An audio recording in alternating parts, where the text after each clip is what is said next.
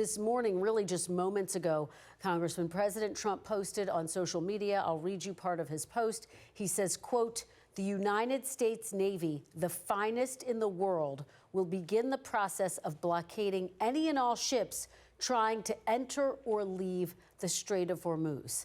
How does blocking the Strait of Hormuz reopen it, which is what President Trump has said he wants to see happen?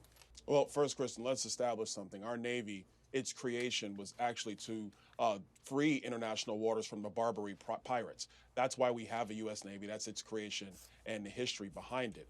The president is trying to make the next strategic decision, in my view, which allows for them to have control over the straits and establish that control. I think in the president's comments, he also said that our men and women would go through the process of trying to find these mines that the Iranians dropped into the Strait of Hormuz and to decommission those mines and get them out of the way so that you could have an orderly return to the Strait of Hormuz being open.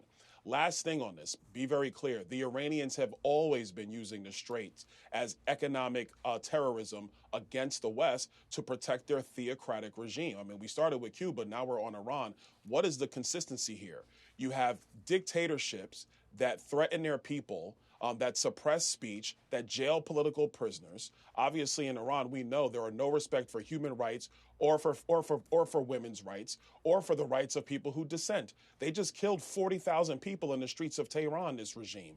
So the president is doing what's necessary to accomplish the main objectives here, and that has remained to make sure that Iran does not have a nuclear weapon and to significantly degrade their ballistic missiles capabilities. The Iranians using the Strait of Hormuz against the rest of the world, the president, I believe, is doing the right thing, trying to control the straits, possibly in order to open that up for international waters so you can have trade move freely, not just in that region, but for the rest of the world.